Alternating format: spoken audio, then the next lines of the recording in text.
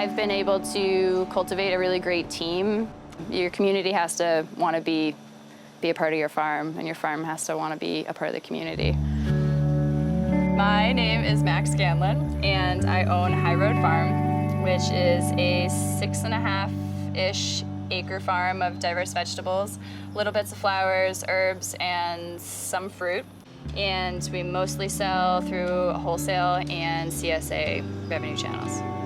I had picked up volunteer work at a farm when I first got my job in inpatient psychiatry. I work with kids, and being around that type of person who needs acute care helped me to realize how important it is to eat well. So I kind of leaned out of psych, but I'm still in there a little bit and more into farming. A normal day, it always starts with harvesting, and then washing, packing, and then weeding, and then watering things in between. Weed management, I feel like, is one of the trickiest things about farming because every piece of land is different.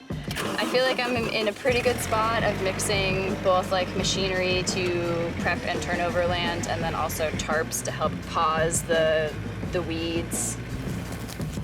Today I finished picking anything that I could out of these beds, and they were super weedy and lots of grass, so I decided to try and disc the grass in and like kill it a little bit.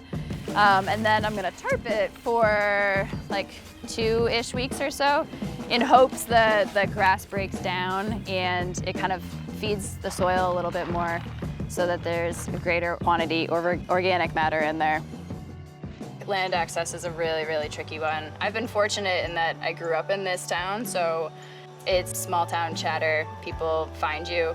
That's how I found this place. The people who bought this plot of land last year, they got my name from the realtor and the neighbors, actually. But other blocks of land that I rent, some of them, they're owned by hay farmers, and you develop a good relationship with another farmer in the area, teach them about crop rotation, cover cropping, soil health, and they're like, oh, I'll let you rotate a block of land around in my hay fields for a few years. Like, what are you gonna grow? It's a team mentality to try and grow food and distribute food. We'll often work in teams. There'll be like 2 or 3 people doing one task. And then through our local food access nonprofit, they help to distribute our food to families who need it. So when there's a bed I know I need to turn over and there's still food in it, I try and go through and clean all that out and donate it, and they put it in the right place. They see the work that we put in as farmers, and they work really hard to support us in return.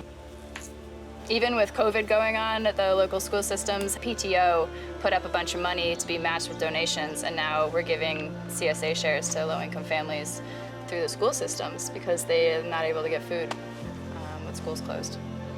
With beginning farmers, I always remind them that they can only do so much in the field, that a lot of it has to do with a good accountant and a good insurance agent, and like maybe having people you can ask marketing questions to. I did go through New Entry's farmer training business planning course, so I wrote a business plan.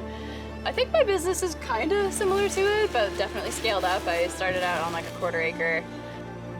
My local grocery store always contacts me and asks me what I have in season, and I think it's really beneficial for her as a small grocer to spotlight what's local and what's in season for people, but it would be really great if people could eat more seasonally, and like if grocers could seek out seasonal produce around them for like that locals grow.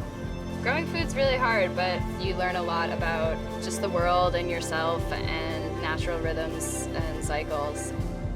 Nothing makes me more happy than when parents tell me how surprised they are that their kids are eating more vegetables. That makes me feel like I'm doing a good job.